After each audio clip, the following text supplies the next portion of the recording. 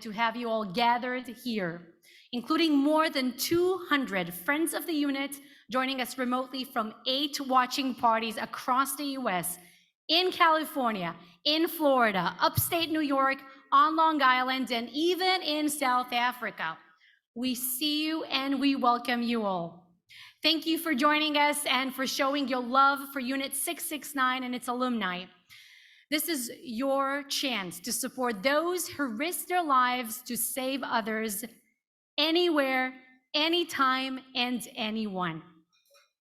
My name is Tal Heinrich. I'm an Israeli journalist, news anchor based here in New York City. My military background also contains quite a famous units number that you might have heard of. That's A200. It's an IDF intelligence unit. And about 4 years ago, just like many of you sitting here, I just met Bar Reuven, and I heard about what AFU669 does for soldiers, for its veterans, and I just knew that I wanted to be part of it. So I became more and more involved, and today I'm a board member in the organization. Tonight we have sponsors, we have donors, we have special guests, and 669 alumni all gathered here for one unifying purpose: to show love and support for the heroes of the unit. Tonight, you will get a unique glimpse into the work of the unit and its impact around the world. You will hear remarkable stories here from soldiers, from people that they have rescued. And you will have a chance to show them how much you care. So here's a small peek into our soldiers' routine.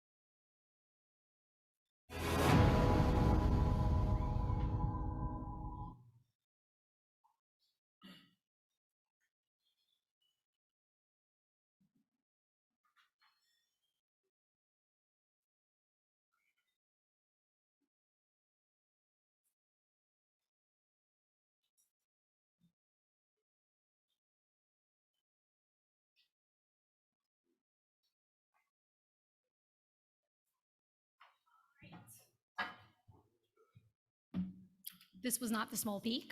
It's about to happen.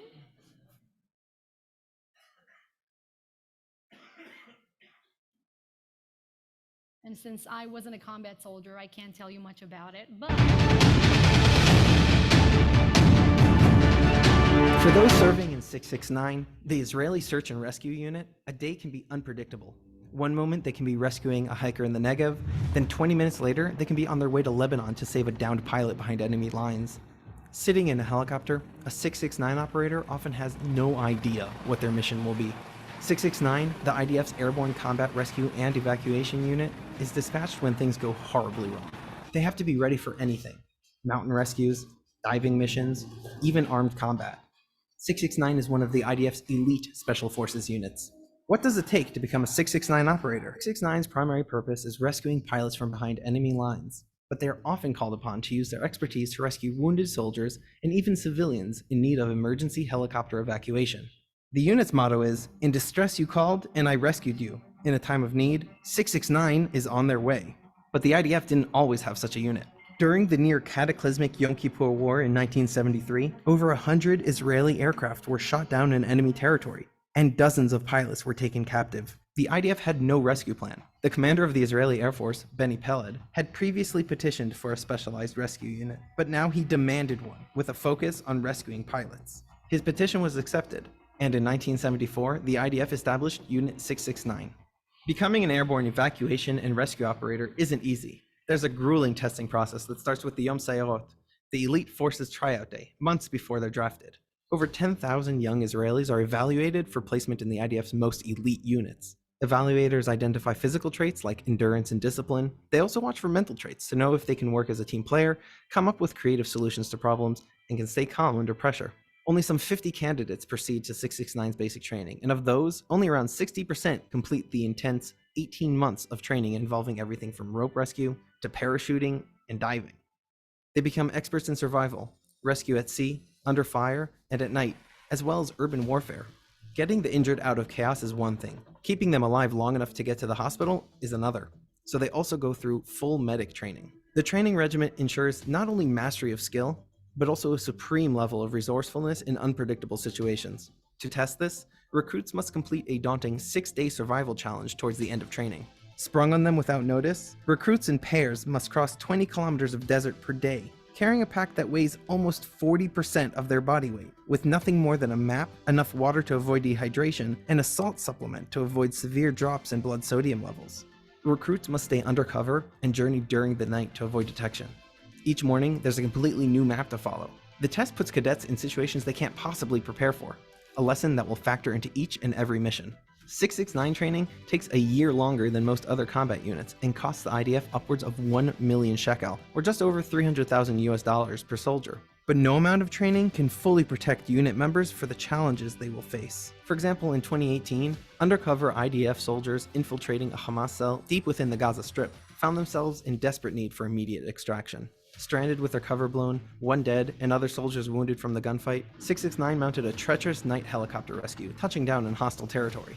Within 3 minutes, most of the soldiers were secured in the helicopter. But with one man behind, those in the field had a dilemma: disengage for the best chance of reaching safety, or leave no man behind and risk bullet fire and anti-aircraft rockets. They took the gamble and extracted everyone successfully. In 2010, 669 was part of the 220-person IDF mission to Haiti.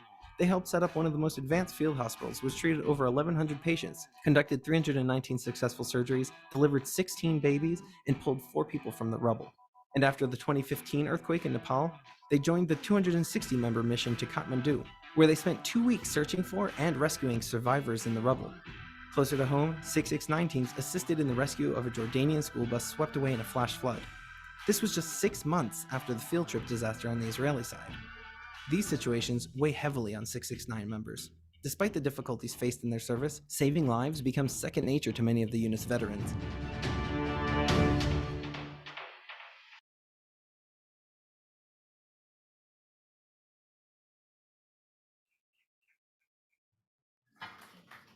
All right, I am not Bill Cohen, but I will sure like to invite him, the chairman of our board, the one and only that does a lot from what the behind the scenes of what you see around here. Thank you, Bill. Excuse me. Just to begin the evening, a lot of work went into making this event. We were in one location and in another location. The guys did a lot of work to move things around and make this evening what it's become, a fantastic stand up, not sit down, with our starting at the squadron, and then moving into this building, this part of the building, and to have this event here tonight. I want to just thank Peter Feinberg, who was our gala chairman, and Tal, Iris Ron, and I want to make sure I don't leave anybody out. Tom Shipley, Stephen Tobias, Ron Biala, and Jack Zager. Some of them are not here tonight, but Jack is upstate New York, and we've got, I think, some 15 people at his home that are watching us now. Hello, Jack, and hello, everybody else around the country, in Florida, in California, and wherever else we are in South Africa. That's a first for us in South Africa. And I think many of you have attended previous events that we've had, and some of you are new to the organization. I want to thank everybody for coming, those who live close by and those that live far away. We've had a lot of people come from Israel and from Austin, Texas, and from all over the place, and I want to thank them for taking the time and committing making a commitment to come and support us. I think a lot of you guys know, you've seen the video, you know what they do. You know that this is a very, very elite group of soldiers. I think that everybody in the IDF deserves our hats off, but most certainly these guys are committed, and beyond their commitment to be there to military rescues and to support downed pilots in Lebanon. We had one of the guys in the squadron who flew some, I think, 800 missions in his time as a fighter pilot. And he said, you know, he was very, very comfortable knowing that Unit 669 was ready and on the go for them if and when needed. And, you know, he thanked me. I said, don't thank me, but he thanked me. And I just want to forward that to all of you guys who are in the unit, either active or reserve or were in the unit. And so I want to thank you for your commitment and your service to Israel. And, you know, it's a great organization. It's a small organization, but we're a dedicated group of people. We like to support the soldiers. We have several programs out there that we do. We have the PTSD programs, we have scholarships, we have mentoring, and you know, as we have more donors and more money, we'll do more for the soldiers. But I want to thank you again. I don't want to take up too much time. It's a great organization. And beyond your attendance, it is my job to try and put my hand in your pocket. So whatever you can do to support us, to support the soldiers, we'd appreciate it, and we thank you. Small or large, we don't care. Large is better, but we're you know, it's okay. We'll take anything as it comes. And let me see, did I leave anything out, Tom, Bar? We're good? Okay, so I'm going to step down, and I'm going to let the important people come up here and try to convince you to put your hand in your pocket and support our organization. I want to thank you all again for coming, and enjoy the evening. Thank you so much, Bill, the chairman of our board. As much as I know that you would like to lead us in the anthem, we do have a better vocalist here to perform it on stage. You already heard her at the reception with the band before. I would like to invite a super young singer, although I've been saying young year after year, at some point you're not young anymore, you know.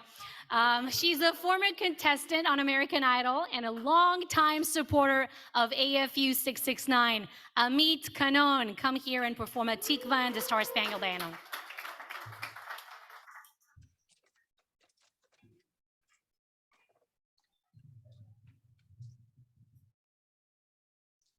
If you guys would like to rise for the national anthems, if we're already going to do that.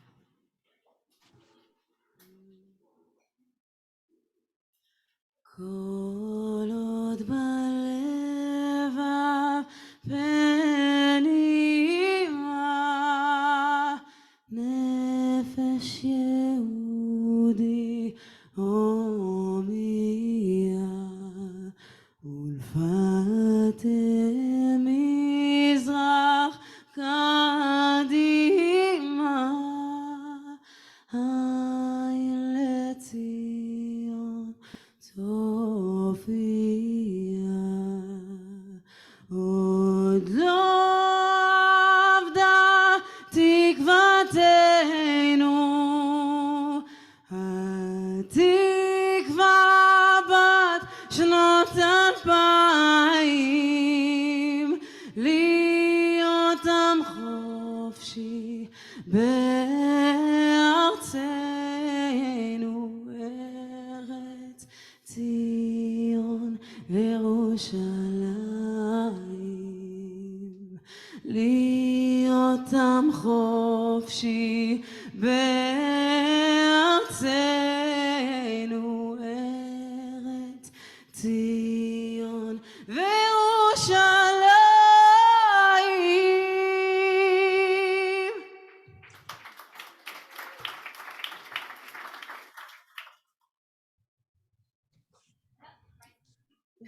I'm singing the American one now.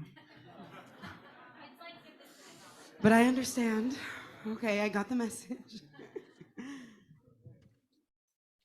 Oh, say, can you see by the dawn's early light what so proudly we hailed at the twilight's last gleaming, whose broad stripes and bright stars through the perilous fight o'er the rampart we watch were so gallantly streaming, and the rocket's red glare, the bombs bursting in air, gave proof through the night that our flag was still there.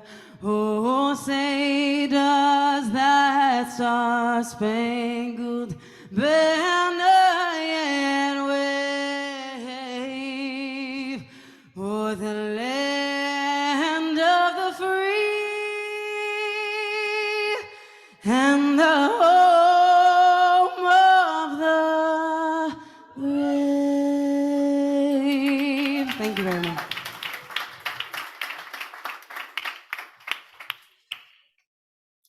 Thank you, Amit. That was beautiful. And we will see much more of you later on tonight. You're not going anywhere. Thank you so much. You will perform here again as the night progresses. So it is now my great pleasure to introduce you to Lieutenant Colonel Avner Roash, former commander of the unit who is here with us to share combat stories under his leadership. Avner, welcome to the stage.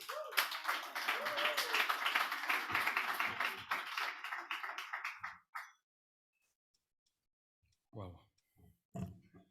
Good evening, everyone. Thank you for giving me the opportunity to take a part in this important event. My time as a soldier and the Unit 669 commander, the people who risk their own lives to save lives 24/7, 365 days a year, shaped my life forever. You can leave the unit after many years of service, but it's always in your blood. As a former commander of this unit, I can tell you that knowing that there are good people who regularly support the unit from near and far means more to its operators and commanders than I can put into words. I participate in all the wars and military campaigns in the last 25 years, involving the Second Lebanon War.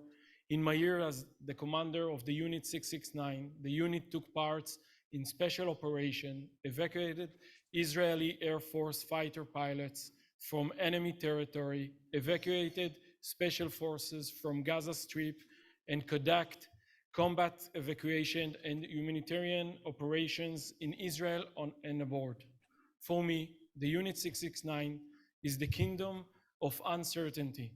The unit's combat operators and medical teams have the rare capability of coping with any complex situation, building on their solid professional training and versatility mental coping skills. Each IDF pilot and combatant and each Israeli citizen knows that the unit will be there for them during crisis, saving lives.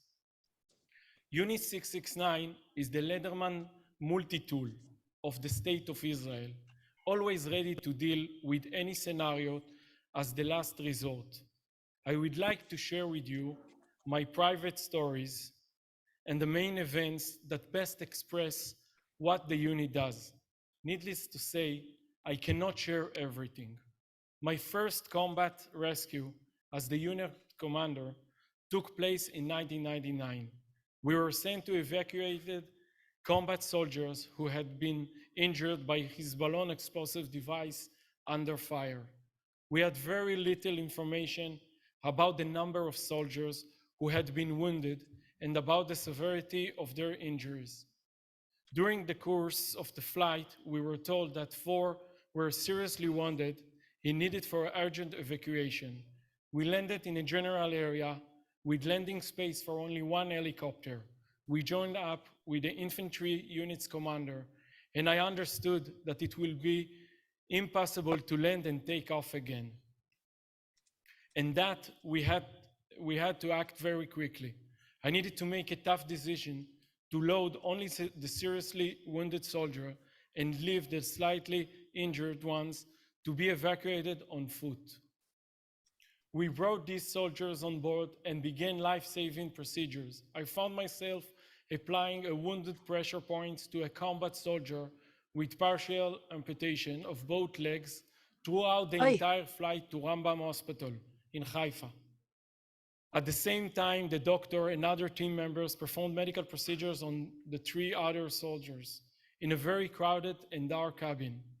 Several months later, I met Roy, the young soldier that I had evacuated. A young man with a cane approached me at a party in Kibbutz Ramat HaKovesh. He seems familiar to me, but I couldn't place him. He asked, "Do you recognize me? Thanks to you, I am standing here today." The second mission I would like to share with you is the rescue of Ukrainian sailors. Unit 669 saves not only Israeli lives. When the need arises, we respond regardless of whether we are called upon to save Israelis or citizens of other countries.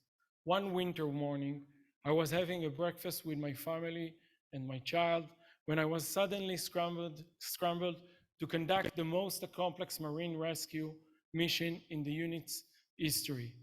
It took place about 80 miles from the Lebanon coast in extreme weather conditions, 16-foot waves, and in the dark of the night. We were sent to search for Ukrainian survivors of a boat that had sunk at sea. We searched several hours by air with 4 helicopters, conducting search and rescue sorties in rotation. At some point, my helicopter projector detected a shiny stain on the water, and nearby, 4 Ukrainian soldiers, we began hoisting them up with a cable, aware that this had to be done very quickly. Because of the altitude limit and the low fuel level, I descended to the water with another operator, and we began connecting them to the cable. This was a complex challenge, as the cable needed to be dropped near us, and we had to quickly harness the rings and extract the sailors from the water. The helicopter created huge wind, which could drown the survivors. This, in addition to the low fuel and the distance from the coast and near to the enemy coast, meant that the speed was of the essence.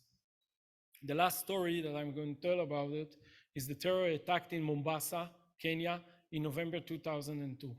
I first heard about the terror attack in Mombasa when I was on my way to train at the unit and was instructed to get to Ben Gurion Airport as quickly as possible. The first person I met there was the commander of the unit. I begged them to let me lead this mission in Mombasa. A jeep packed with explosive had detonated at the entrance of the hotel where 200 Israeli terrorists were staying. A short time later, 2 shoulder missiles were fired at an Israeli passenger plane that had just taken off from Mombasa airport with hundreds of Israeli tourists ending their holiday. The unit received an order to prepare to evacuate the 17 injured Israeli, 4 of whom were seriously wounded, and the bodies of those who had been killed. 3 Israeli citizens, including 2 children. We flew to Mombasa in Kenya, a 7 hours of flight, low altitude flight, on board a C-133 military transporter plane. It's called Hercules. This was a complex operation as there were alerts of additional terrorist attacks and the wounded had been taken to different hospitals. We needed to get all of them on board one plane and secure the airport. The team I headed included combat operatives and doctors specializing in trauma care. We landed and began bringing all the wounded Israelis to the airport from the various of hospitals. Triage was performed to determine the order in which the evacuees would be brought on board and the medical treatment they required. All this was done in an effort to take off as soon as possible with everyone on board. The mission was extremely hard for us due to the mental challenge of the team. In addition, for treating all the wounded, there was a father sitting next to his 2 lifeless daughters, and next to their bodies laid their mother that was fighting, staying alive. We landed safely in Israel. The wounded were immediately taken to hospitals and all survived. This was just a small taste of the missions Unit 669 continues to carry out day in, day out. I would like to thank the organizers of these events and all of you who have taken the time to attend it, for your commitment to saving human lives and for your continued support. Have a good evening, and thank you very much, all of you.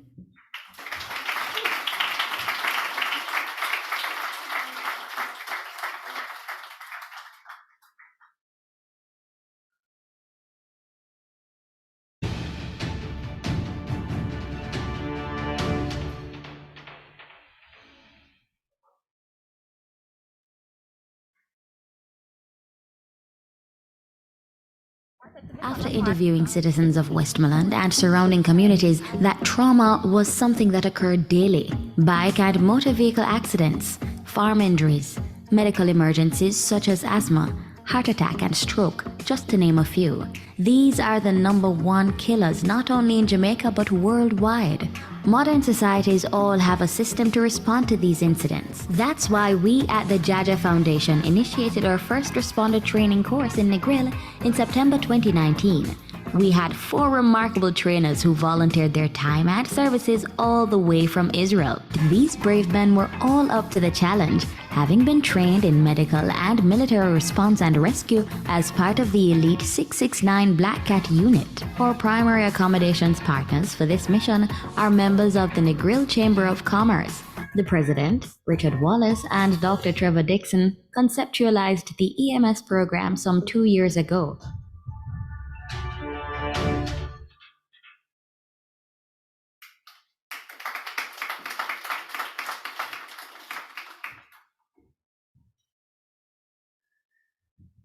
Hello, everybody. I will share with you 3 airborne experiences that were pivotal moments in my life, and especially to my heart rate, which was fast, at above 100 beats per minute at each flight. August 12, 2014. At the age of 22, I'm about to embark the aircraft that will take me to a different continent across the Atlantic Ocean. When I stepped in, I looked back, and I can still see my mother's tears in her eyes, and her questions echoing in my head, which I can still not answer rationally. My mother said, "You just finished your BA degree at Brandeis University. Why leave? You can do anything. Why leave New Hampshire? Want to move far? Go to Manhattan, go to San Francisco, now back to Israel," which is exactly what I did. I was born and raised in Israel to a Belgian mother and an American father. When I was 13, we moved to beautiful, pastoral New Hampshire, where I was basically the only Israeli and definitely the only Jew. We moved for one simple reason. Even though my parents adored Israel, they both did Aliyah in the 70s, my mother did not want me and my older brother to join the military. For all the parents in the crowd, psychology students, it's a classic. Your parent says X and you do Y. Almost 10 years after moving to New Hampshire, I left behind that comfortable life in the Northeast, including a job offer in Manhattan, and volunteered to move back to Israel to join the military. When the plane takes off, I know it's my turn. My shift, even though I'll be a lone soldier to guard the Zionist dream that many dreamed before me and many will continue after. Airborne experience number 2. Sometime in the winter of 2017, it was a new moon, complete darkness. The rotor is spinning loudly. We're about to take off to a covert operation. My heartbeat, 100 beats per minute. This time, my gear was not 2 suitcases and a QR code. It was a rifle, a handgun, and a tactical vest. We prepped many hours for this operation, and we successfully evacuated 3 Syrian civilians that were in crucial condition. I'm going to pause for a second. Can you imagine saving the lives of people you've never met and saving the lives of people that consider you the enemy? This is when I knew that we were doing something special. The Syrian civil war started in 2011. Some countries were sending humanitarian aid, but it was the Israelis that were actually saving lives. I could only think back to the many debates I had in New Hampshire and Brandeis. If only those people knew that Israel was saving Syrian lives. The thoughts that most countries were just sending their thoughts and prayers were just unbelievable. These rescue missions were highly classified in order to reduce the risk of our forces, and especially reduce the risk on the Syrians who were attempting to save. I remember how much I wanted to shout to those people, also in Syria, also the people back in my life in Brandeis in New Hampshire. Again, Israel is saving Syrian lives. Unfortunately, as I said, I could not share this information on Facebook, nor you would not see it in any major news outlets. But along with this feeling of frustration, I had even a more powerful feeling. It was pride. I've never been so proud to be part of this unit that was saving lives anywhere, anyone, anytime. Airborne experience number 3, September 3rd, 2019. After almost 20 hours of flight, we landed in a country we've never been to change the lives of a community that we've never met. Again, my heart beat more than 100 beats per minute. I look to my right and I can only see turquoise water for miles and miles. And to my left, 3 of my Army teammates sitting next to me. We have experienced life-changing events as missions in our life in the unit, but now it was different. No rifle, no vest, but yes, a suitcase and a QR code. The 4 of us get off the plane. This time, as I said, we're no longer in the Army. We finished our service, but even after finishing the service, we, like many other alumni, continue to rescue others. We get off the plane, and the humidity hits us in the face. We fly for 20 hours, and it's humid like Tel Aviv in July. We landed in Montego Bay, Jamaica. Beautiful, beautiful Jamaica. From there, we drove to beautiful Negril. In Negril, the local population is 7,000. The paradox was insane. Beautiful, rich, golden beaches, but not all the locals could afford or have access to emergency care. As I said, none of us have ever been to Jamaica or had any acquaintances there at the time. It was our mission to create a sustainable environment that everyone had access to pre-hospital care. We leveraged prior training and best practices from the unit to lead a series of medical vocational training for 22 local personnel in CPR, PHTLS, anatomy, and physiology, resulting in an increase of 400% of capable staff that will be qualified to be hired by the local Chamber of Commerce to assist all those who needed help regards their financial abilities. The mission did not end there. We helped design the on-call room, the ambulance, and also communication to the hospital to receive trauma patients. Why did we cross the ocean to Jamaica? Why did we risk our lives to save those who consider us foes? For us, the operators and the unit, the reason is simple. Anyone that needs us will receive a hand, whether you're in enemy territory or across the globe. Honestly, I know it's exact science. Mothers, especially Jewish ones, are always correct. But maybe this time doing the opposite paid off. During my time in the unit, I met my girlfriend who was a paramedic, and I saved many lives around the globe. Thank you very much.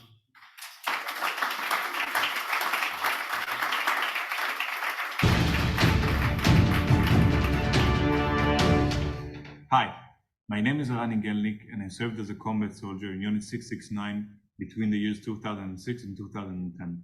I hold a BA in Government Diplomacy and Strategy, and I'm currently completing my final year of my Master's in Financial Economics from the IDC University, alongside to my day job as a researcher at Startup Nation Policy Institute. I would like to share my deep gratitude to the individuals who generously provided the scholarship that allowed me to pursue my studies. Hi, my name is Meshi. Last year, I got a scholarship. That makes possible thanks to your generous donor. Thank you for the opportunity. Hey everyone, my name is Alon Lessman. I was serving the Army for 4 years in Unit 669. Your support approving me funding this year as a computer science student while I'm volunteering. So I want to express my gratitude about that and say thank you. Hi, my name is Ol. I served for 5 years in the Israeli Special Air Force, Unit 669, as an operator and a commander. For the last year, 669 alumni gave me a scholarship to go to law school. That was made possible thanks to you. Hi, my name is Ronnie. I serve in the Unit 669 as a combat supporter. I'm a student on scholarship from the association. I'm coding events for the association. And I would like to thank all our donors for everything. Thank you very much. Hello, my name is Carney. I serve as a soldier in Unit 669. I would like to thank you all for all of the donations and help. We feel it every day in the unit, and we're so thankful and appreciate it.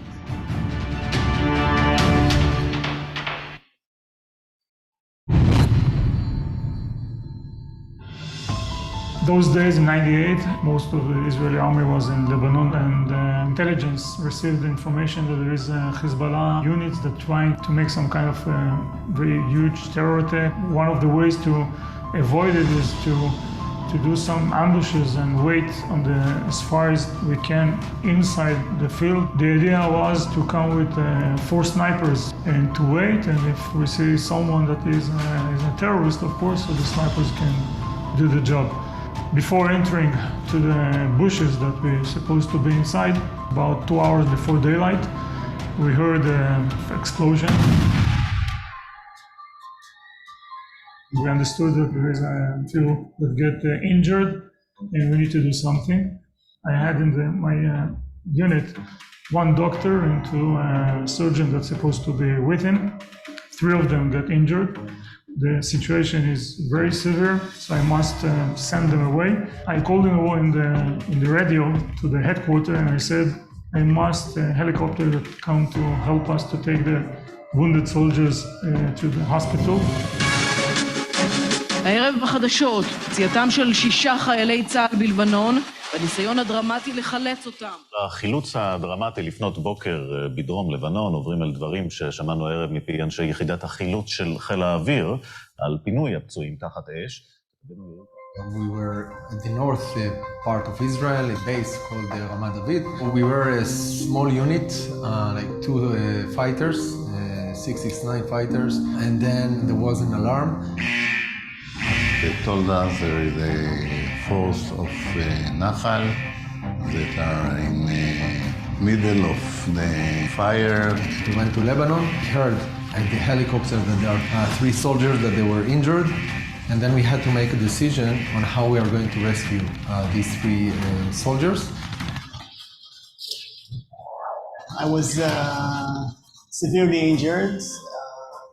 My 3 bullets entered from here, tore my right lung. And I was the physician of the operation, and I was very close to the area where the bomb was exploding. And actually I suffered from a head injury. It was not any option that a helicopter can land, take the wounded people, and then to go back. We come closer and closer, and we decided that we cannot land there as usual and take the patient, and we should do it by cable. And we discussed it with the pilot, and whether or not to stay, to take all of them, or take 1, or we didn't know the real condition of the injured. I went down by the cable, and the first one that I saw and I wanted to approach is the doctor, but I knew that he's badly hurt.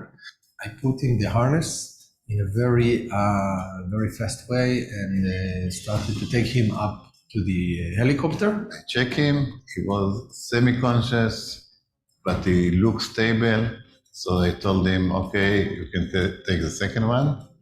So Tomer disappeared again, it's like you see him and now you don't. We knew that if we are going to leave him on the ground, then it will create a situation that the force at the ground will not be able to rescue back to Israel. So I went down by the cable again and I tried to find the second person that was injured. We understood that this can become a very life-threatening situation. I put the harness on him and then took him up. In order to understand the situation, the helicopter is about 30 meters above us.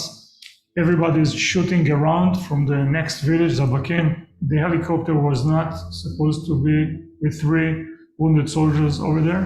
Once I went up, I think that these 2 rescues were done like in less than 10 minutes, which was pretty fast.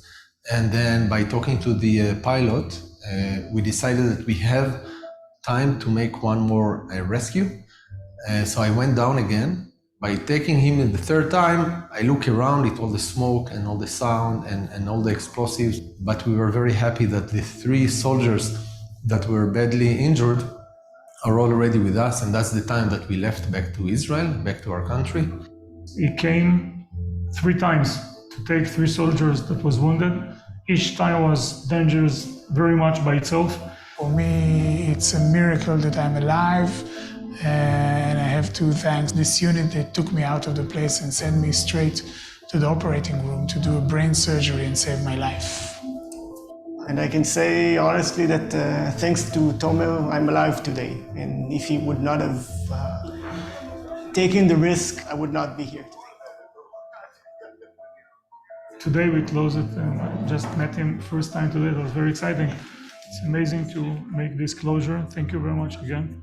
You're doing amazing things. Thank you.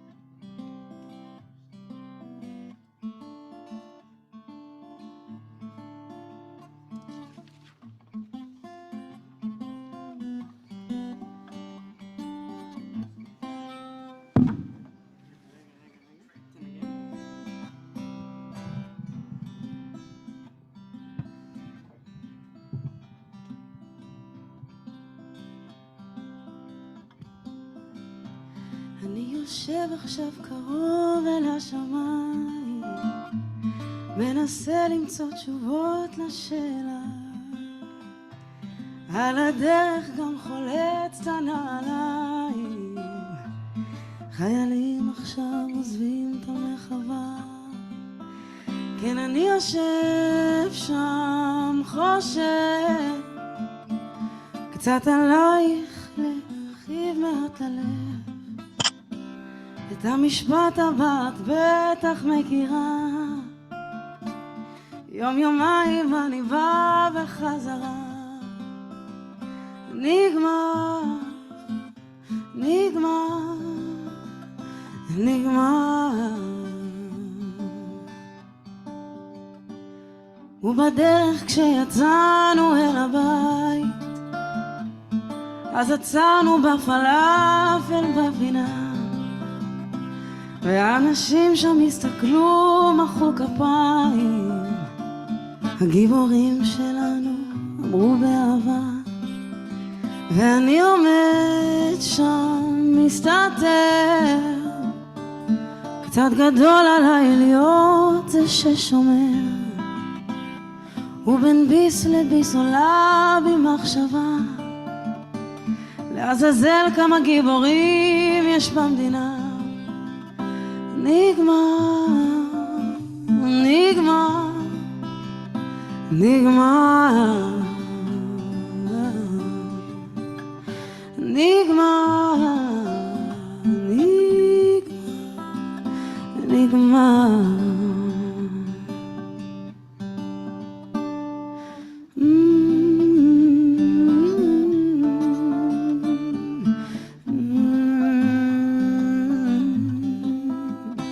יש מדינה אחת על יד ירושלים, שם עדיין משתוללת מלחמה, כי אנשים שם מאבדים את העיניים ומחכים לגיבורים באף פינה. נגמר, נגמר, נגמר, נגמר, נגמר, נגמר.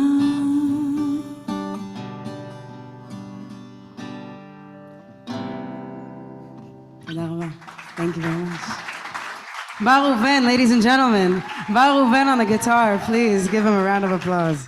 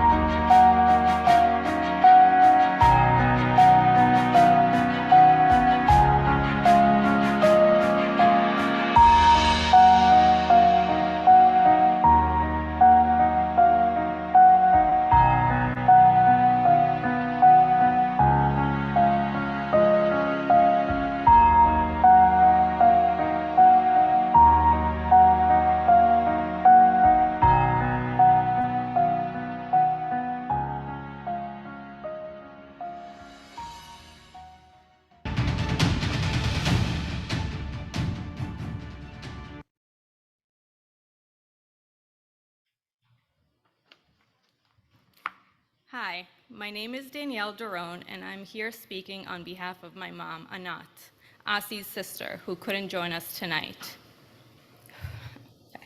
My beloved brother, Asi, I will never forget that day I found out you had fallen. It was August 10th, 1992, known today as the cable tragedy. Asi, I remember seeing your picture in the newspaper, my heart broken, my head refusing to believe you were taken from us. Asi, you were the center of our home, always full of life, love, and warmth. How can this be? It was just last night the whole family gathered to celebrate a few happy events. Aunt Dalia's birthday, my second pregnancies, and most important of all, you, Asi. You had just received your cat pin, Unit 669 pin, for which you worked so hard for. I remember you were sitting next to me, exhausted from the rugged training, but also glowing, happy, and proud for overcoming all the mental and physical difficulties of the path you so desired. You did it so bravely. When I looked at you, there was always a halo above your head, an angel's halo. I remember holding you tight and not wanting you to go back to the Army base. I didn't want you to leave me, didn't want you to go. I didn't know that goodbye would be our last and you would indeed become an angel. A few months later, I had my second daughter, Hila, who was named after your beautiful halo. Asi, you left us too soon, only 19 years old. You barely got a chance to live life, but the memories we shared, we cherish in our heart and continue to tell your story. Asi, even though my kids never got to meet you, you are an important part of their lives and our family. Tonight, I would like to tell you a bit about my brother. Asi was a red-headed, chubby baby, a crybaby who needed his older sister's protection against bullies. That baby grew up to be a brave, strong young man. Asi was kind-hearted, responsible, and protective, especially of his family. He had an unusual sense of justice and was extremely empathetic. Asi had many friends with whom he enjoyed traveling and exploring Israel, the country he loved so much. Asi was an adventurous soul. Had an adventurous soul. He loved camping, extreme sports, and all kinds of outdoors activities. He was an adrenaline junkie that caused our mom's heart to skip a beat or two. Asi was extremely driven and eager to serve in the IDF and was selected to undergo Special Forces boot camp training. It was then he became determined to serve in an elite unit. When he returned home from boot camp, he met my older daughter, Danielle, who was born that very same week. He held her in his hands with wonder and admiration. Thanks to his intellectual and physical strength and attributes, Asi was accepted to not one, but two elite IDF units, the Navy SEALs and Rescue Unit 669. He eventually chose Unit 669, determined to help save lives. The night before my brother's fatal accident, we celebrated his recent achievements and success. The next morning, Asi left us for the last time. During a helicopter evacuation rescue drill, the cable tore and Asi and Gilly fell to their death. It is our duty to tell your story. You are in our hearts forever, my beloved baby brother. A few months ago, for the 30th anniversary of the accident, we gathered with Asi's team and fellow 669 unit members to visit the site of the accident and place a plaque in memory of Asi and Gilly. It was an emotional and moving day for all of us in attendance, and I would like to take this opportunity to thank the American Friends of Unit 669 who helped fund and organize this unforgettable event. Thank you from the bottom of my heart. Thank you.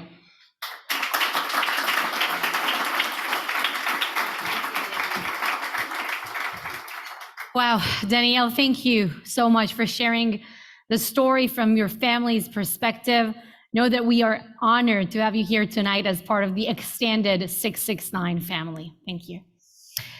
So one thing that your donation can do for the unit is to help us build a memorial just outside the 669 IDF base, one that will honor the heroes who fell during their service, like Asaf Asi Rosenberg, Zichro Livracha. I am told that it costs tens of thousands of dollars that we really wish to allocate for such an important project. All right.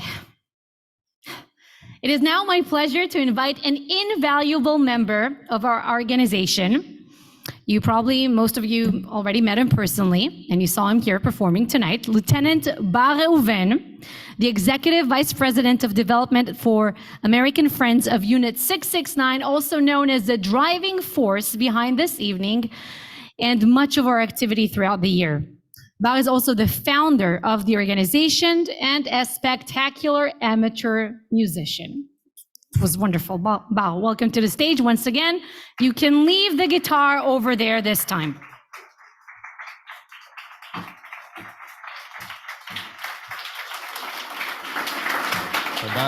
Thank you.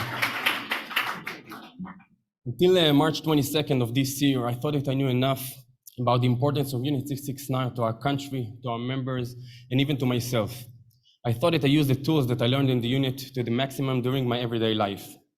But then my first child, Amy, was born. Suddenly I understood what I really learned. I'm now constantly aware of the potential risks. I'm calm when I change her diaper, when she's crying, and I'm dealing with everything as it were a mission in the IDF and in the unit.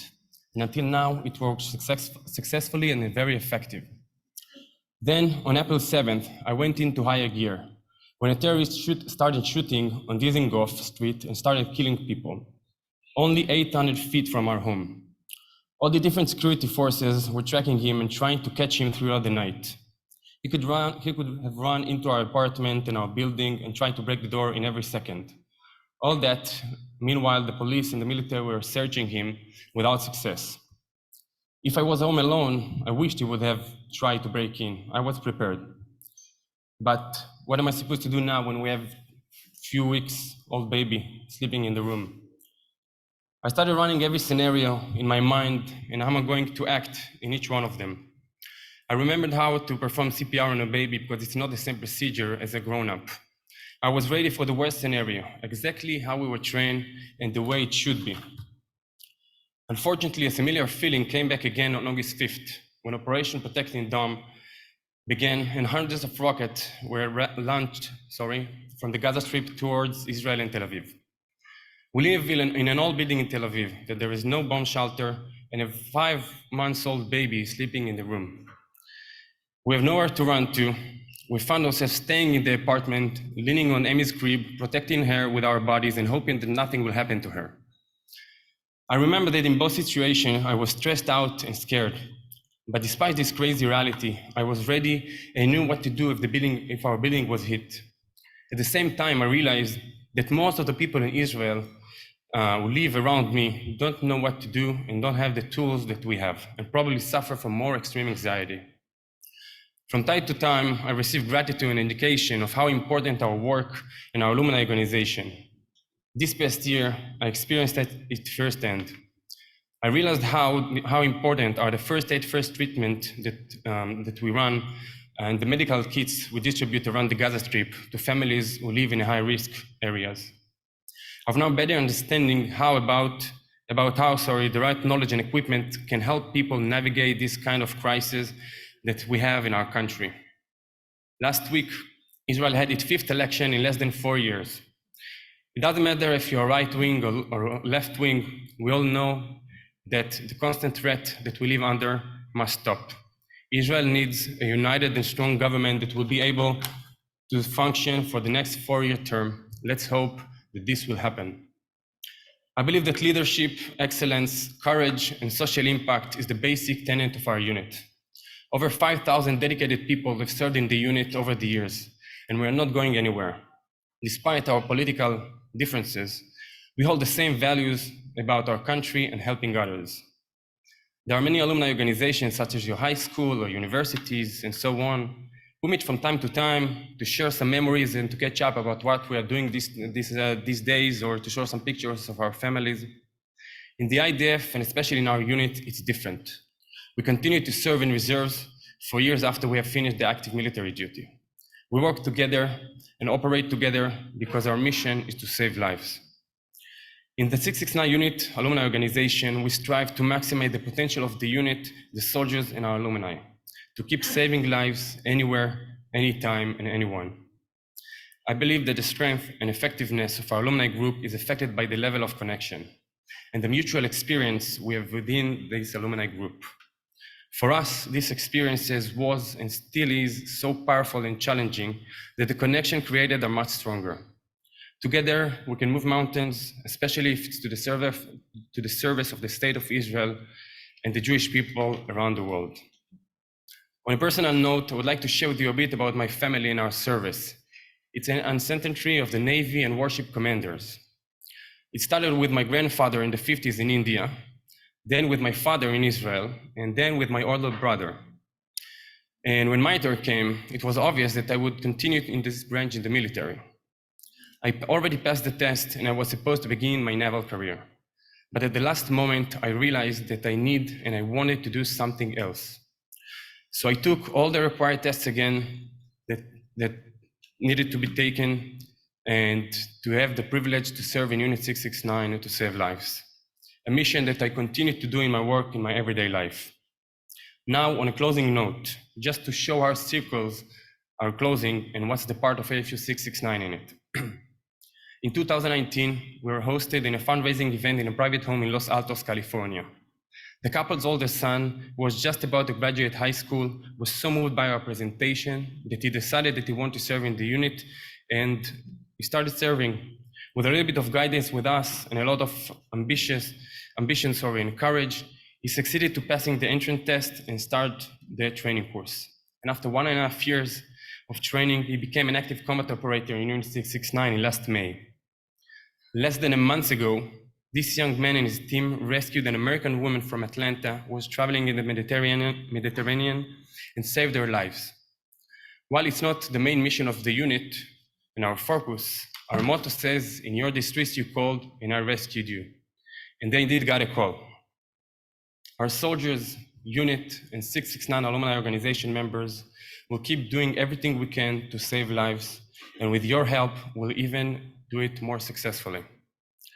I want to thank the chairman of the board of the American Friends of Unit 669, Bill Cohen, our president, Amit Shuker, the Gala chairman, Peter Feinberg, and his Gala committee, the members of the board, you, our sponsors and donors, and 669 alumni for being here tonight, for your service, and for everything you contribute to the Jewish people and to the state of Israel. Thank you, and enjoy the rest of the evening.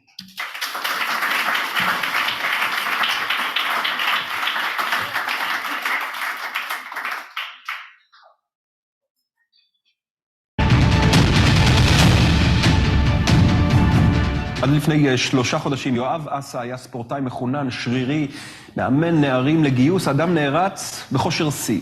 עד שבמהלך אימון שגרתי שהעביר אי שם על איזו דיונה, הוא התחשמל מקו מתח גבוה שעבר שם, הוא הובהל במצב קריטי לבית החולים, כוויות קשות ב-70% מחלקי גיפו, הוא היה קרוב מאוד להיות אדם מת.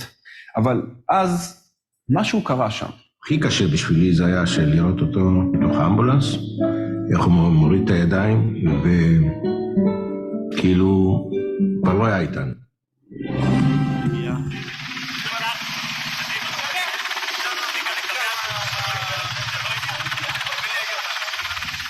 הראשונה שיואב הגיב לי, זה היה כששרתי לו שיר ששנינו מאוד אוהבים.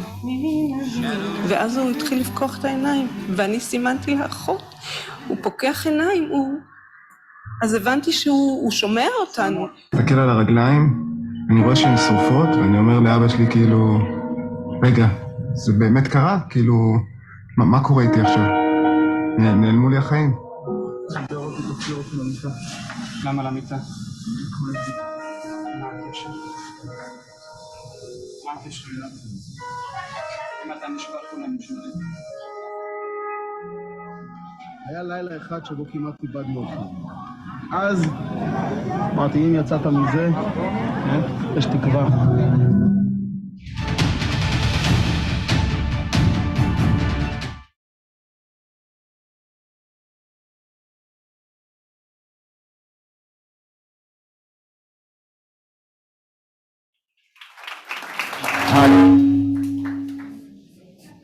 Hi, good evening, everyone. My name is Yoav Asa. I served in the unit between 1997 and 2001. And today I want to share with you kind of a different story. I want to share with you how the unit saved my life. First, by bringing me alive to the hospital, and second, by building me character that allowed me to survive hardships like the one I've been through in the hospital. The story will be told in two parts. The first part is unseen to a soldier in the unit. You never see the chaos that is there until you arrive with the unit. The second part is also unseen for soldiers in the unit, and that's the healing process that happens throughout the hospitalization. Well, in the past 20 years, a main part of my life has been physical and mental training for teenagers before the military service. The gap between a civilian life to a soldier life is getting larger and larger. Thanks to the lessons I've learned in the unit that brought me to my own limits, I'm able to pass it forward and to teach young generation of teenagers how to be more ready towards their service. Our story begins in one of the workouts we've done 11 years ago. We were training on this artificial sand dune that was constructed too close to a high voltage power line. Towards the end of the workout, I was going down the sand dune towards the pupils that I was training, and I took off my sunglasses at the worst place possible. I can still remember the last two thoughts that went through my head.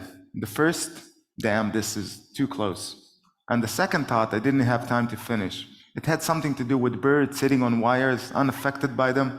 Well, apparently I'm not a bird, and I unlike them to touch the ground, so at that moment, the electricity jumped from the cable to my hand, making me explode from the inside out. In a typical burn, the heat comes from the outside. In an electrical burn, the heat is produced by the body itself. You can see here what happened to my sunglasses, and if we'll go to the next picture, you can see what's left from my clothes. Apparently, I rolled 12 meters down this sand dune till I got to the bottom, head stuck in the sand, not moving. My pupil found me there, turned me to my back, cleaned the body fluids coming out of my mouth and nose, and started to perform CPR on me. Some of them ran to call for help. In a nearby Air Force base, one of the commanders got the call. He ended up calling my unit. Unit 669 is coming to rescue me. By the time the unit arrived, the civilian medic service already tried to intubate me twice with no success, and I was gasping for my last breath. When the unit arrived at the scene, calmness was formed. A few weeks later, I heard my father, a highly rational man, saying, "These were no soldiers, these were angels coming down from the sky." They managed to intubate me, and they gave me my breath back. And then they evacuated me to Tel HaShomer Hospital. During the flight, my heart stopped, and they had to resuscitate me. They gave me a shot of adrenaline and performed advanced med care mid-flight and managed to bring me back to life. The second part of the story, and I'm sorry for the hard pictures that are going to be following now, begins in a nightmarish sleep of 12 days. After 12 days, I wake up into a new reality. Unable to move my right arm and both of my legs, with pains that I cannot really describe in words. The healing process was fast, especially in comparison to the possible scenarios my parents received from the doctors in the hospital. The most optimistic ones was that they'll have to amputate both of my legs and transplant 60% of my body with new skin. 2 weeks after I woke up, I faced one of the biggest challenges yet: sitting. I arrived at this chair after they told me that this morning, after the treatment, you'll be doing a workout. A workout, I ask, not even bringing into account that right now I can barely move 2 fingers in my right arm. Well, they laid me on my side, placed a sheet behind my back, connected it to a crane, lifted me, and placed me on this chair. The pain increased, something I didn't think was even possible, because after a month, my legs were facing down, blood began to flow, rushing, things began to swell and open up. True, the pain was insane, but more than the pain, what shook me was the realization that I'm not me anymore. I'm a man that just 3 months ago competed in the first CrossFit competition that was held in Israel. And now, I'm barely able to sit, and no one will agree to promise me that I'll ever walk or run. You're lucky that we didn't chop off your legs, that's what they say. Well, every focus on a gap between expectations and reality leads to frustration. When it has to do something with your perception of self, it affects us on a deeper level. There are 3 forms of action that we can take in order to relieve this frustration. The first, you lower your expectation. You accept the situation as it is. Only after we accept the situation, we can start moving out of it, not out of frustration, into a new preferred reality. The second is to bring the reality into the ideal, working hard and changing reality itself. The third is whining and complaining. And what's the most addictive form of whining? Whining with an address, which is basically blaming. In those first moments, to tell you the truth, that's the path that I've chosen.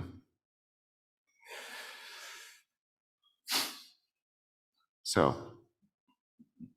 I'm sitting there in the bed, thinking about the people that built the power line, blaming them, and this minute I find the reason why I'm here, and I blame them, what happens to frustration? It drops, but then it goes right up. So I blame again, and frustration drops again, and then it goes right up. So I blame again and again, more and more people, and so this cycle continues. And then I realize that I'm slowly fading, my energy is draining, I'm stuck in this loop. This is one of the most energy-draining habits that we can acquire. It's addictive, kind of like smoking or scrolling down social media. Your focus is on the outside, and you convince yourself that if only the outside will change, you will feel better. This is the path of the victim. The power over your life is outside. It's not in your hands anymore. The other form of handling a situation like this is assuming responsibility. In the unit, we are taught to assume responsibility, never to blame others, never to whine or complain. Find solutions, not just problems. The same voices that I was taught to hear, to recognize, were now screaming in my head. But I already knew them. So I chose to give my father the responsibility over the lawsuit and the rest of the BS. And to myself, I say, Yoav, from now on, you focus only on healing. So if the doctors tell me to do 30 minutes in the knee bending machine, I would do 90 for each leg. If they were gently tearing up the melted skin underneath my armpit, I would do extra session with myself. And this is why today I have a full range of motion. I determine how I feel. And when I focus on my responsibility, on my ability to respond, then and only then I can determine how I feel. The formula works.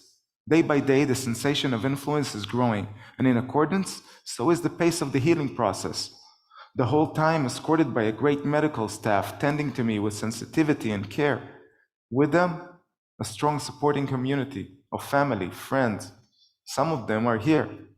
One of them just got off stage a few minutes ago. In this picture, you can see Gil and Eric. Gil was my commander, and Eric's as well. Eric is my brother in arm. A few minutes before this picture was taken, I received great news. And that was the time to tell Eric that it's okay and he can go back home. Well, Eric lived in Vegas, and in the age of 32, he got divorced with 2 kids. He did the only logical thing a divorced guy in the US can do, joining the IDF. And this is how we became best friends, actually.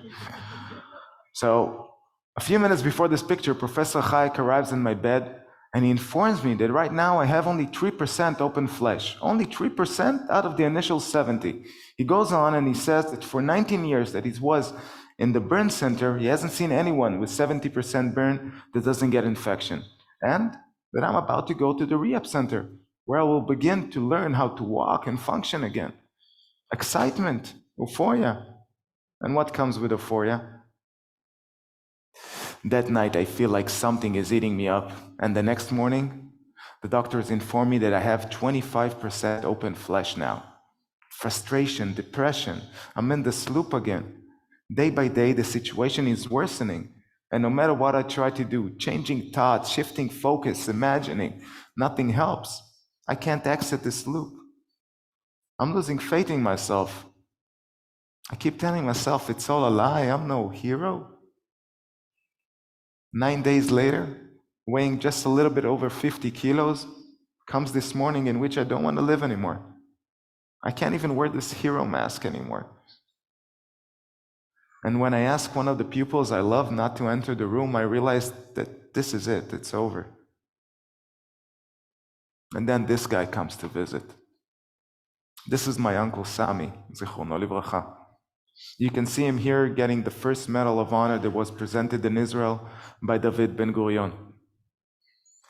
When I was hospitalized, Sami was 86 years old, and he had heart issues. So the whole family knew that you do not tell Uncle Sami that Yoav is in the hospital, out of fear that Sami will get too excited and get a heart attack. Suddenly I get this phone call, and I'm crying in bed, right? I get this phone call in which they tell me, Sami found out. You know how he is. We cannot stop him. He's on his way. How much time do I have? He's in the elevator. Damn. I wipe the tears, and the minute Sami enters the room, I grab the sides of the bed and start doing dips as if nothing happened. How's it going, Uncle Sami? What happened, Yoav? Don't worry about it. What happened, Yoav? Don't worry about it, Sami. It's all cosmetics. I keep going on, trying to convince him, and in the end, Sami believes me and leaves the room. I feel relieved. I tell myself I can finally drop off this mask and go back into crying, but I don't need to cry anymore. Why? Why the sudden change? A few minutes earlier, I couldn't let people enter the room, and now I feel restored? A few minutes earlier, I tried to exit the suffering for myself. I tried to look strong, to feel strong, maybe even to prove to everyone that my method works. But when Sami enters the room, I need to be strong. I have to be strong in order to save Uncle Sami. Sometimes we're confused. Our greatest power doesn't lie in our will to succeed, not even in our need to preserve the integrity of our self-perception. Our greatest power comes when we need to save or serve something greater than us that's important to us. When we are worried about ourselves, we lead ourselves into suffering. Taking care of others is what takes us to freedom. After that visit, I got back into healing. And a few weeks later, I'm already in the rehab center where I begin to plan and organize a crazy 90 kilometers relay race dedicated for fallen soldiers, for teenagers before the military service. It starts near the unit's base in Tel Nof. It ends in the Wailing Wall in Jerusalem. I came back into this part of me that I had forgotten, the search for meaning. That's the one that completes the picture. Serving something greater than me that's important to me. This journey continued till this day, and thanks to it, I find myself in countless moments of extreme gratifications, doing things I couldn't even imagine in the burn center. Today, I'm a father to this charming special boy, not the Uncle Sami, this one, married to a wife I love deeply. I'm a part of two awesome families, one that I was born into, and the second that I had the chance to create out of a place of loyalty, truth, and true power that comes out of the urge to serve something greater than ourselves. I want to take this moment to say thank you. First, thank you to Unit 669. Thank you, Avner. And thank you, all the people that came here. I don't take it for granted. And thank you for helping us continue saving lives. Anywhere, anyone, anytime. בצרה קראת ואכלתך. In distress you call, then I rescue you. Thank you.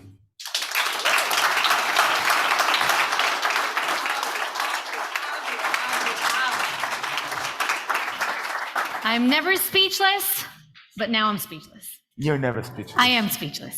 You're never speechless. And I'm sure many people here are after hearing this story. And the way you're telling this story, remarkable. So thank you so much for sharing it with us tonight. Yoav, you know, the past 2 years haven't been easy on many people here in the United States. And some people are still experiencing or experience lots of difficulties. These years haven't been easy, either personal, professional, emotional, mental struggles. So what would be one piece of advice that you can share with us, something that jumps out to you and from your experience and you would recommend for other people to consider and bring to their attention? Oh, you asked for one, but I'm an Israeli and I love the army, and everything in the military is divided by 3, so it's going to be 3. First, we try to focus on what we have and not on what's missing. And that's a big thing. And we tend to focus on what's lacking.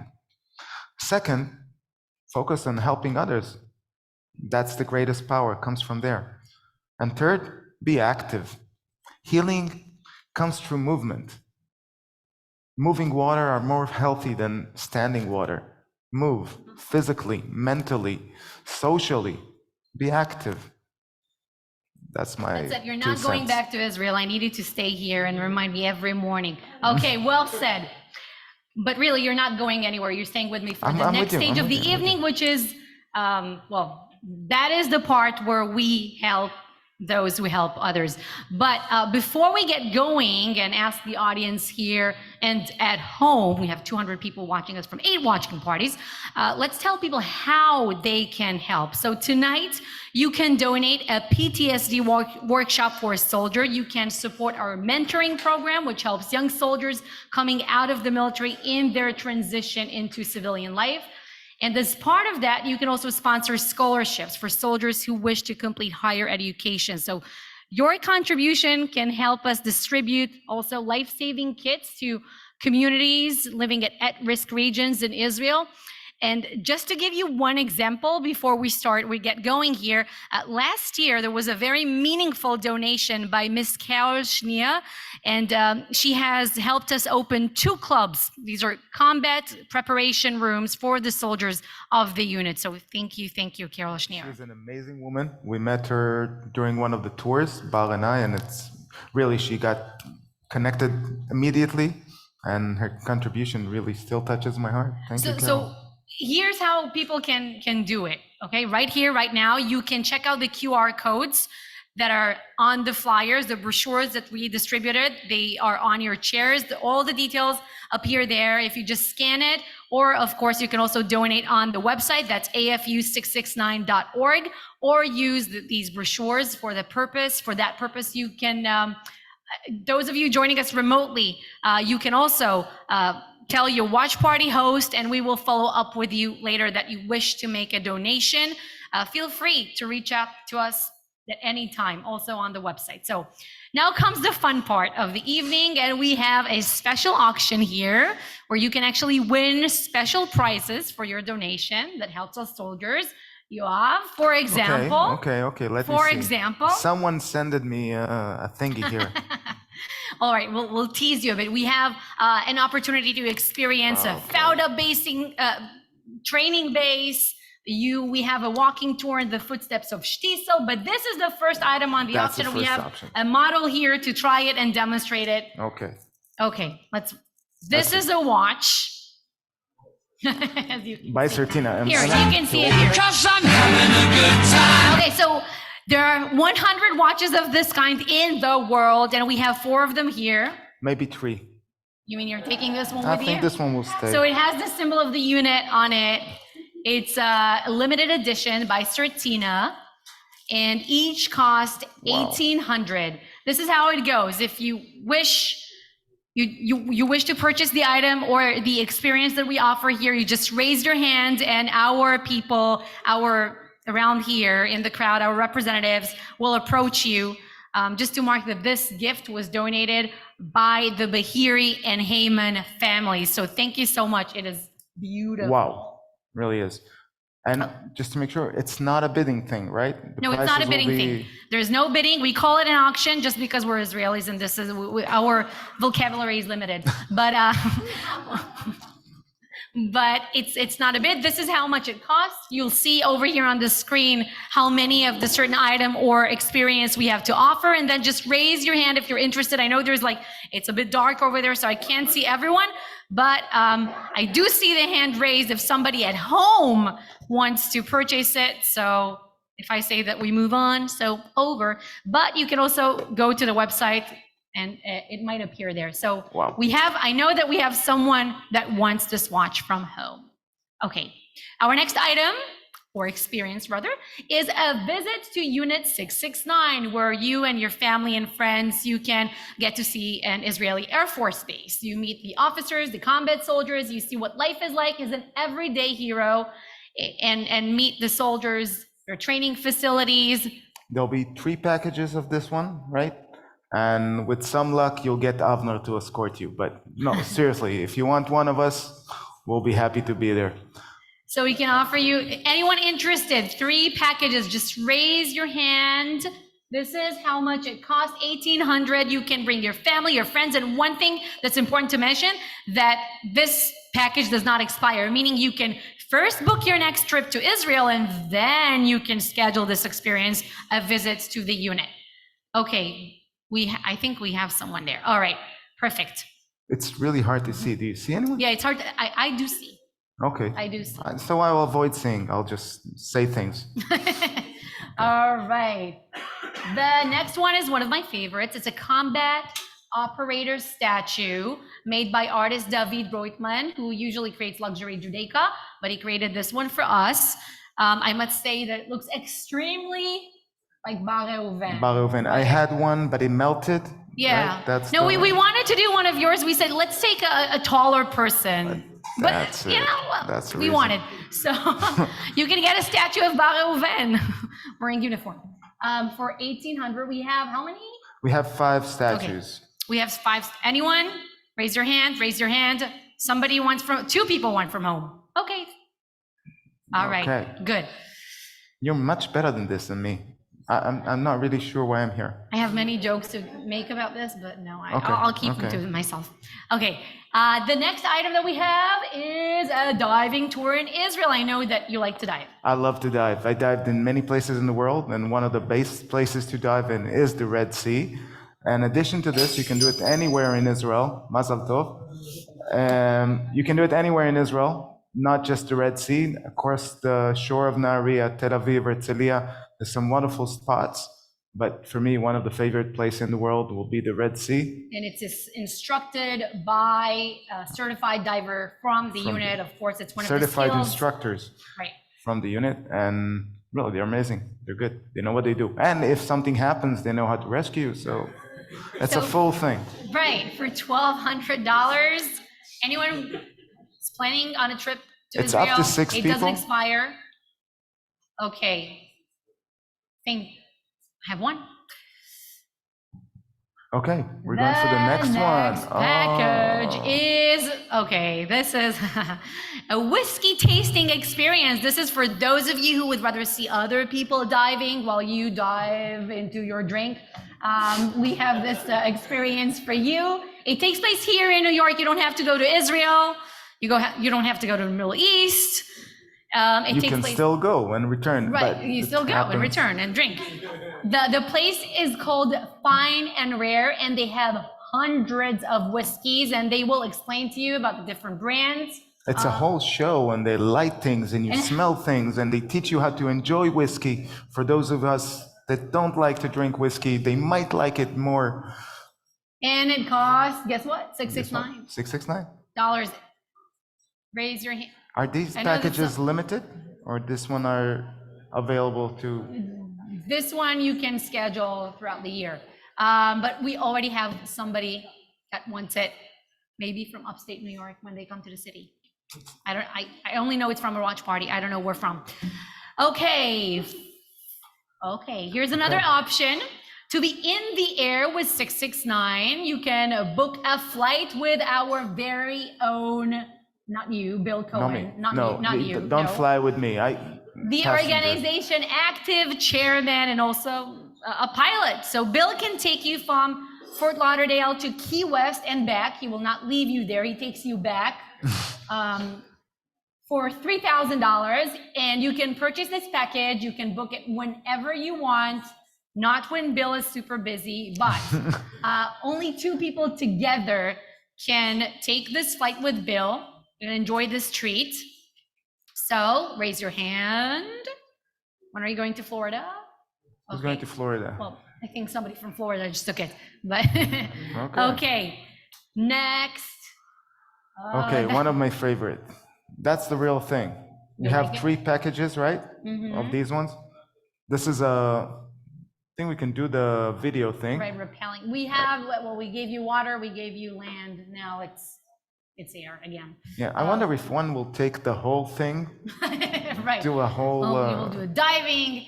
Exactly. So this tour is also instructed, by the way. We don't just leave you hanging there by a 669 certified instructor. It's one of the skills required to serve in the unit. We have 3 packages, up to 12 people each. You can take your friends, your family members. Hands? All right, next item. Okay. Oh, that's the Fauda base. Okay, this is amazing. We have this, it's a serious-based experience. If you love Fauda, if you don't, something's wrong with you. Check again. It's a unique training experience. They take you to this Fauda base. They dress you up as Nurit.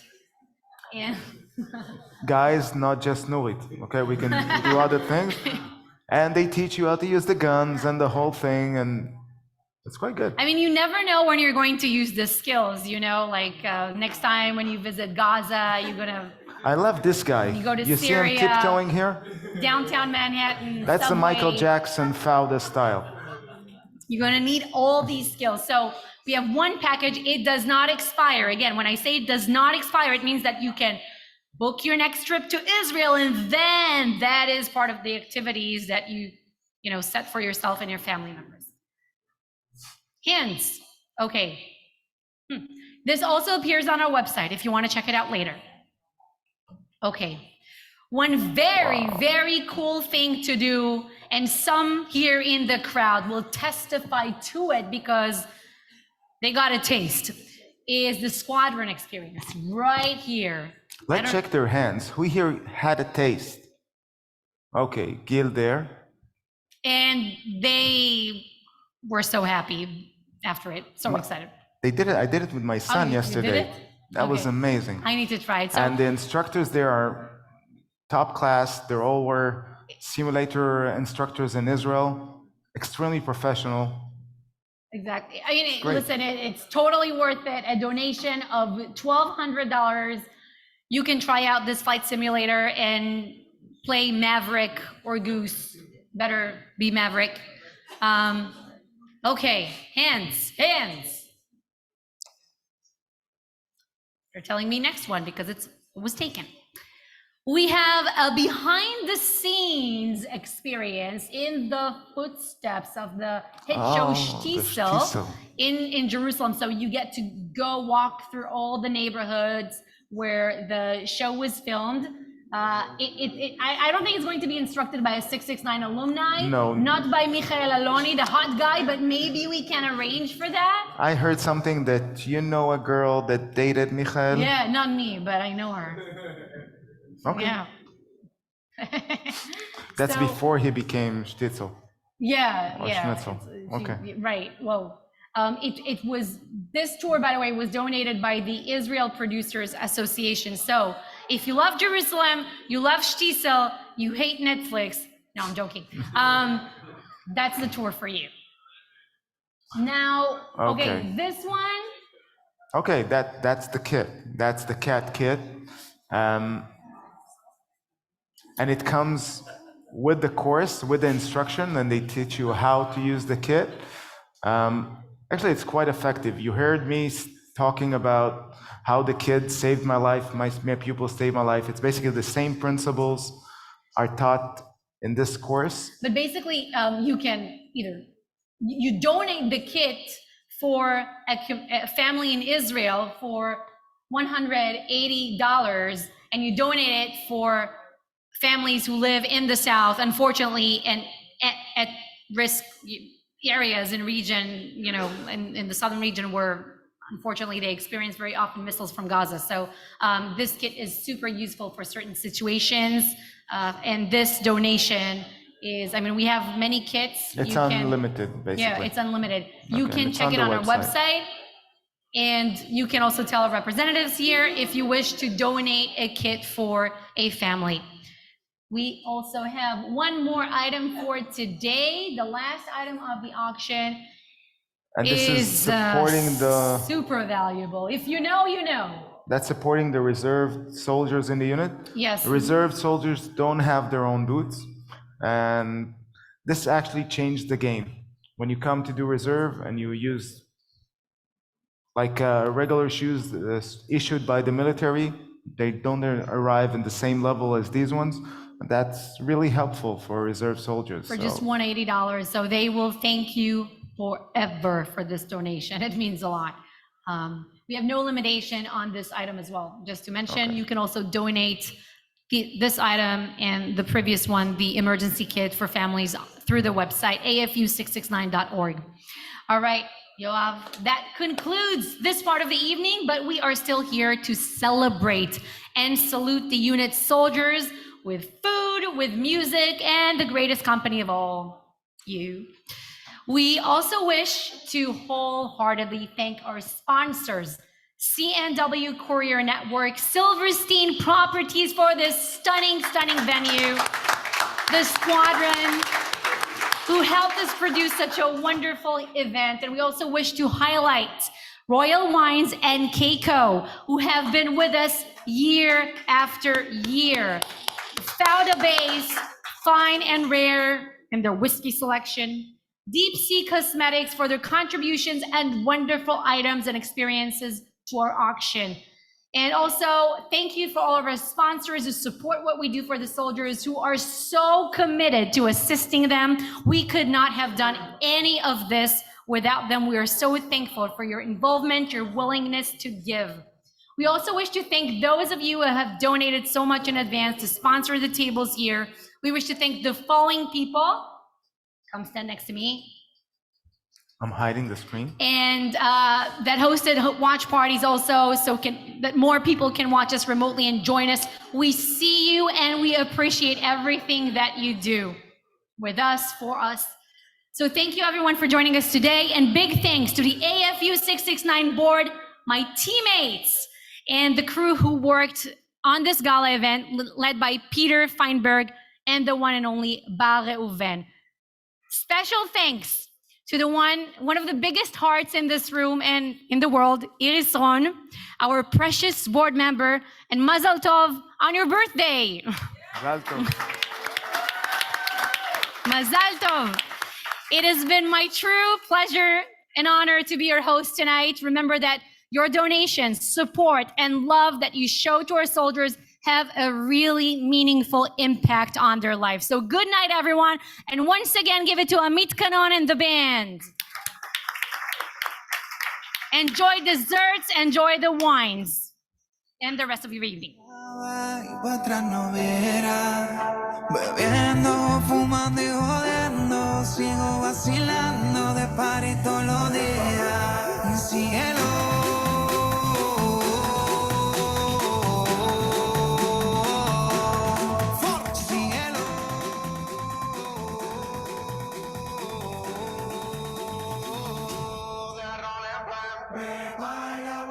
Seca, todo el mundo en pastilla en la discoteca.